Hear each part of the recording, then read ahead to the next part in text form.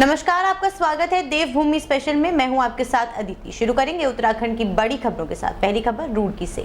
युवा कांग्रेस प्रदेश के महासचिव आदेश कुमार ने हरिद्वार सांसद त्रिवेंद्र सिंह रावत द्वारा आईएएस ब्रजेश संत पर टिप्पणी करने को लेकर व्यंग कसते हुए कहा कि जिस भाषा का उपयोग आईएएस ब्रजेश संत के लिए किया गया है वो कतई बर्दाश्त नहीं किया जाएगा, क्योंकि उनकी तुलना एक कुत्ते से की गई है जो कि समाज बिल्कुल भी बर्दाश्त नहीं करेगा। अगर हरिद्वार सांसद अपनी शैली बदलते हुए पूरे प्रकरण में एससी समाज से माफी मांगते हैं तो वो लोग मंगतौर कोतवाली में उनके खिलाफ मुकदमा भी दर्ज करा सकते हैं। वहीं उन्होंने वक्फ बिल को लेकर भी केंद्र सरकार के फैसले को गलत ठहराते हुए कहा कि वक्फ का मामला मुस्लिमों का पर्सनल मामला है, सरकार को इसमें दखल अंदाज देने की जरूरत नहीं है।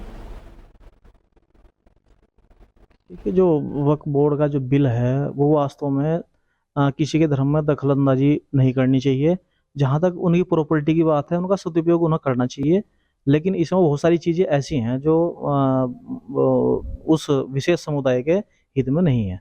ये एक तरीके से मेरे हिसाब से जो संविधान विरोधी बिल है, ऐसा नहीं करना चाहिए। सरकार को किसी को भी नहीं दबाना चाहिए। जब कोई हमारे धर्म में इंटरफेयर नहीं करता, मैं क्या। अगली खबर हरिद्वार से। हरिद्वार की ज्वालापुरे विधानसभा सीट से पूर्व विधायक और रविदास विश्व महापीठ के राष्ट्रीय अध्यक्ष सुरेश राठौड़ ने अपनी छवि खराब करने की साजिश का गंभीर आरोप लगाया है। उन्होंने उर्मिला सनावर पर फर्जी वीडियो एडिट कर उन्हें और उनके परिवार को बदनाम करने का आरोप लगाते हुए प्रशासन से कड़ी कार्यवाही की मांग की है। पूर्व विधायक सुरेश राठौड़ का कहना है कि उर्मिला सनावर लगातार झूठी अफवाहें फैला रही हैं और सोशल मीडिया का दुरुपयोग कर रही हैं। उन्होंने दावा किया कि उर्मिला अपनी फेसबुक आईडी का गलत इस्तेमाल कर रही है और बिना किसी कानूनी आधार के उन्हें अपना पति बता रही है। सुरेश राठौड़ ने सवाल उठाया कि जब कानूनी रूप से उसका तलाक नहीं हुआ है तो वो इस तरह से झूठे दावे कैसे कर सकती है। सुरेश राठौड़ ने खुलासा किया कि उर्मिला सनावर के खिलाफ हरिद्वार और सहारनपुर में पहले से ही कई मुकदमे दर्ज हैं। उन्होंने इसे एक सुनियोजित साजिश करार देते हुए कहा कि ये प्रयास है उनकी राजनीतिक और सामाजिक छवि को धूमिल करने का। और पूर्व विधायक ने प्रशासन से अपील की है कि ऐसे असामाजिक तत्वों के खिलाफ कठोर से कठोर कदम उठाया जाए। उन्होंने मांग की है कि उर्मिला सनावर के खिलाफ गैंगस्टर एक्ट के तहत मामला दर्ज किया जाए ताकि इस तरह की साजिशों पर रोक लगाई जा सके। साजिश के तहत महिला जो है उर्मिला शर्मा, जो मुकेश शर्मा की पत्नी है, वो जानबूझकर मेरे को बदनाम कर रही है, मेरा नाम का प्रयोग करती है। मेरी अपनी आईडी के ऊपर किस हैसियत के साथ वो उर्मिला सुरेश राठौर पूर्व विधायक ज्वालापुर लिखती है। मैंने इसकी शिकायतें भी की हैं, उसके ऊपर कानूनी कार्रवाई होनी चाहिए। अगर कहीं कोई शादी करती, वो आज तक उसका तलाक नहीं हुआ, मेरा तलाक नहीं हुआ। हिंदू रीति रिवाज के अनुसार जब तक कोई व्यक्ति या पति पत्नी हो, उसका तलाक ना हो तो दूसरी शादी करना संभव नहीं है। इस तरह के मिथ्या आरोप लगाकर मेरी सामाजिक छवि, मेरी राजनीतिक छवि को जो दुष्प्रचार करके खराब करने का काम किया जा रहा है, मैं शासन प्रशासन से अपील करूँगा, मीडिया कर्मियों से ये निवेदन करूंगा कि ऐसे कृत्य करने वाले लोगों को, जो गिरोह बनाकर इस तरह के कृत्य कर रहे हैं, उनके।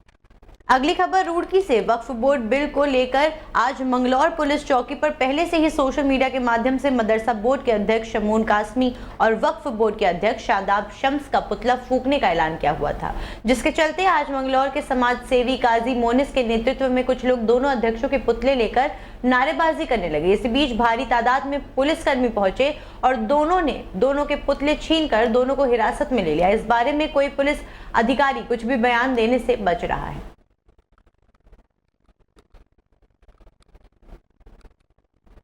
अगली खबर उत्तरकाशी से। चारधाम यात्रा 2025 प्रारंभ होने में एक माह से कम समय शेष है। यात्रा के सुगम, सुचारू तथा बेहतर संचालन के लिए उत्तरकाशी पुलिस प्रशासन की तैयारियां जोरों पर हैं। उत्तरकाशी जनपद में चारधाम यात्रा की तैयारियों में जुटा मिला प्रशासन और पुलिस प्रशासन यात्रा को लेकर किसी भी प्रकार की कोई कमी नहीं छोड़ना चाहते हैं। पार्किंग में देश विदेशों से आए यात्रियों की जांच की जाएगी। उसके बाद गंगोत्री धाम के लिए यात्रियों को भेजा जाएगा। अपर जिलाधिकारी पीएल शाह ने पार्किंग के एंट्री तथा एग्जिट गेट से वाहनों की व्यवस्थित व निर्बाधित आवाजाही का प्रबंध किए जाने के साथ ही पार्किंग स्थल पर वाहनों की संख्या और आकार का ध्यान रख पार्किंग के इंतजाम किए जाने के निर्देश दिए।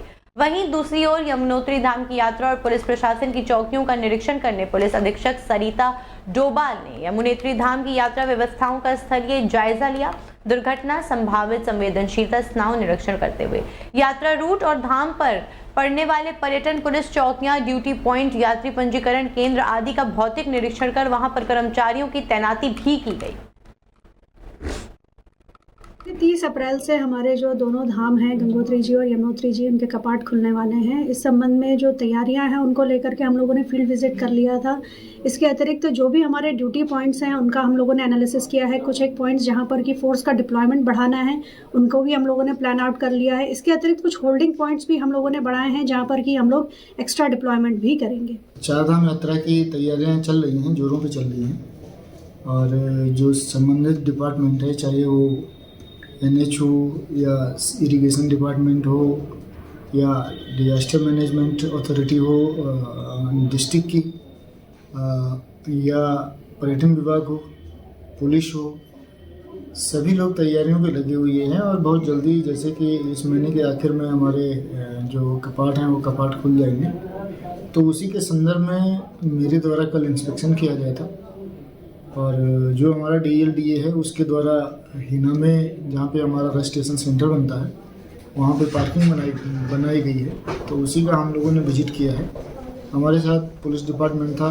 और अगली खबर रुड़की से। रुड़की की गंगनहर कोतवाली क्षेत्र के सफरपुर गांव निवासी खुशनूद नाम के एक व्यक्ति की पत्नी की जान पर 3 तलाक इतना भारी पड़ गया कि खुशनूद की पत्नी साजिया ने गंगा नहर में कूदकर आत्महत्या कर ली। पुलिस के द्वारा साजिया की गंगा नहर में तलाश की जा रही, लेकिन उसका अभी तक कुछ पता नहीं चल पाया है। पुलिस ने इस मामले में साजिया के पति खुशनूद सहित 5 लोगों के खिलाफ मुकदमा दर्ज कर लिया। आपको बता दें कि सफरपुर गांव निवासी खुशनूद नाम के व्यक्ति ने सहारनपुर निवासी साजिया नाम की एक युवती को धोखा देकर निकाह किया था। आरोप है कि खुशनूद पहले से ही शादीशुदा था, जिसकी जानकारी उसकी अभी की बीवी साजिया से छुपाई गई थी। जानकारी मिलने के बाद साजिया के विरोध करने पर खुशनूद ने साजिया को मार पीट कर घर से निकाल दिया, जिसके बाद साजिया 30 मार्च को खुशनूद के घर पहुंची, जहां पर खुशनूद ने साजिया को 3 तलाक दे दिया। इसके साथ अपने परिजनों के साथ मिलकर साजिया को मारपीट कर घर से निकाल दिया। आरोप है कि साजिया पति से 3 तलाक मिलने पर डिप्रेशन में आ गई, जिसके बाद उसने नहर में कूदना सही समझा।